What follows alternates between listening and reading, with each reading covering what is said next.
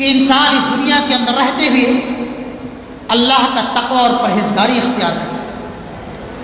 اللہ کا ڈر، اللہ کی خشیت، اللہ کا تقوی ہمیشہ انسان اپنے دلوں کے اندر بسائے رکھے۔ یہ انسان کی روزیوں میں برکت کے اسباب میں سے دوسرا اہم سبب ہے کہ انسان جہاں بھی رہے، جس حالت میں رہے، ہمیشہ اللہ سے ڈرتا رہے، اللہ کی خشیت، اللہ کا تقوی، اللہ کی پرہیزگاری ہمیشہ اپنے دلوں کے اندر بسائے رہے۔ اگر انسان رات کی تاریکی اور تنہائی میں ہے پھر بھی اللہ سے ڈرتا رہے، دن کے اجالے میں ہے پھر بھی اللہ سے ڈرتا رہے، کوئی گناہ اور معصیت کا کام نہ کرے۔ اللہ فرماتا ہے کہ وَمَن يَتَّقِ اللَّهَ يَجْعَل لَّهُ مَخْرَجًا وَيَرْزُقْهُ مِنْ حَيْثُ لَا يَحْتَسِبُ۔ جو لوگ اللہ سے ڈرتے ہیں، اللہ کا تقوی اور پرہیزگاری اپنے دلوں کے اندر رچائے اور بسائے رکھتے ہیں، اللہ سبحانہ و تعالی ان کو ایسے ذرائع سے روزیاں دیتا ہے جو اس کے وہم و گمان میں بھی نہیں ہوتا۔ یجعل لہ مخرجا، اللہ اس کے لیے روزیوں کے دروازوں کو کھول دیتا ہے، ویرزقہ من حیث لا یحتسب، اور ایسے ذرائع سے روزیاں دیتا ہے جو اس کے وہم و گمان میں بھی نہیں ہوتا کہ انسان کا سودا کہاں سے ہو گیا، کیسے ہو گیا، اس کے مال میں برکت کہاں سے ہو رہی ہے، کیسے ہو رہی ہے، انسان کے وہم و گمان میں بھی نہیں ہوتا ہے۔ لیکن شرط یہ ہے کہ انسان اللہ سے ڈرے، اللہ کا تقوی اور پرہیزگاری اختیار کرے۔ اللہ فرماتا ہے اپنے مقدس کلام کے اندر کہ وَلَوْ أَنَّ أَهْلَ الْقُرَىٰ آمَنُوا وَاتَّقَوْا لَفَتَحْنَا عَلَيْهِمْ بَرَكَاتٍ مِّنَ السَّمَاءِ وَالْأَرْضِ۔ اگر یہ قوم کے لوگ، اگر یہ بستی کے لوگ، اگر یہ معاشرہ اور سماج کے لوگ اللہ سے ڈرتے اور اپنے دلوں کے اندر اللہ کا تقوی، اللہ کی پرہیزگاری بسائے رکھتے، لفتحنا علیہم برکات من السماء والارض، تو ہم ان کے لیے آسمان و زمین سے روزیوں کے دروازوں کو کھول دیتے۔ لفتحنا علیہم برکات من السماء والارض ولکن کذبوا فاخذناہم بما كانوا یکسبون۔ لیکن ان ظالموں نے اللہ کو، رسول کو، اللہ کی تعلیمات کو جھٹلایا، اللہ کی تمام فرامین کو، اس کی فرمودات کو بالائے طاق رکھ دیا، جس کی وجہ سے اللہ کا عذاب ایسے قوموں پر آیا، اللہ کا عذاب ایسے سماج پر آیا جس کی وجہ سے ان کے کھیتیاں جو ہے برباد ہو گئی، ان کے آل اولاد برباد ہو گئے، ان کی نسلیں تباہ و برباد ہو گئی۔ تو اللہ سبحانہ و تعالیٰ فرماتا ہے کہ اگر قوم کے لوگ، سماج کے لوگ، معاشرے کے لوگ اللہ سے ڈریں، اللہ کی پرہیزگاری اختیار کریں گے، تو اللہ سبحانہ و تعالیٰ ایسے قوم اور ایسے سماج پر، ایسے بستی پر، ایسے ملک پر اور ایسے گاؤں پر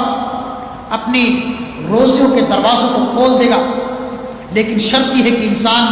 یا سماج کے لوگ اللہ کا تقوی اور پرہیزگاری اختیار کریں، پانچ وقتہ نمازوں کا اہتمام کے ساتھ ساتھ کثرت سے نوافل کا بھی اہتمام کریں، اپنے زکوٰۃ کی ادائیگی کریں، اللہ کے دیے ہوئے مال کو اللہ کے راستے میں خرچ کریں، حقوق اللہ کی ادائیگی کے ساتھ ساتھ بندوں کے بھی حقوق کی ادائیگی کریں۔ اور تقوی کا ایک تقاضا یہ بھی ہے کہ انسان حلال روزی کمائے، حلال روزی کھائے اور اپنے بال بچوں کو کھلائے، اور حلال روزی بھی اللہ کے راستے میں خرچ بھی کرے۔ اللہ کے حبیب فرماتے ہیں، صحیح مسلم کی روایت ہے، حضرت ابو ہریرہ رضی اللہ تعالیٰ اس حدیث کے راوی ہیں، وہ فرماتے ہیں کہ اللہ کے حبیب نے فرمایا کہ ایھا الناس، اے لوگوں، ان اللہ طیب لا یقبل الا طیبا، بے شک اللہ پاک ہے اور پاک ہی چیزوں کو پسند فرماتا ہے۔ ان اللہ امر المؤمنین بما امر به المرسلین، اللہ نے اپنے رسولوں کو، اپنے پیغمبروں کو جن کاموں کے کرنے کا حکم دیا ہے، انہیں کاموں کے کرنے کا حکم اپنے بندوں کو بھی دیا ہے۔ اللہ نے فرمایا یا ایھا الرسل کلوا من الطیبات واعملوا صالحا، اے میرے رسولوں، تم پاکیزہ روزی تلاش کرو، حلال روزی کھاؤ اور اس دنیا کے اندر نیک اعمال کرو. اور اللہ نے فرمایا یا ایھا الذین آمنوا کلوا من طیبات ما رزقناکم، اے وہ لوگوں جو ایمان لائے ہو تم حلال روزی کھاؤ، حلال روزی تلاش کرو. اور آگے اللہ کے حبیب اپنے صحابہ کو، اپنے ساتھیوں کو، اپنی امت کو ایک مثال کے ذریعے سے سمجھاتے ہیں کہ ایک مسافر ہے جو دور دراز علاقے کا سفر کر رہا ہے. ثم ذکر الرجل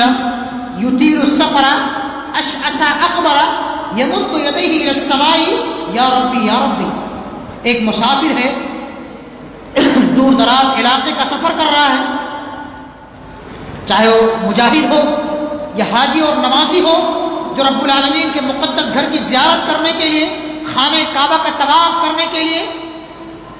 حج اور عمرہ کی ادائیگی کرنے کے لیے اپنے شہر کو، اپنے ملک کو چھوڑ کر کے مکہ مکرمہ کا سفر کیے ہوئے ہے. ایک حاجی ہے، نمازی ہے، متقی اور پرہیزگار ہے، دیندار ہے، تہجد گزار ہے. مسافر آدمی کے بارے میں اللہ کے حبیب کا فرمان ہے کہ جب انسان حالت سفر میں ہوتا ہے اور حالت سفر میں ہونے کے بعد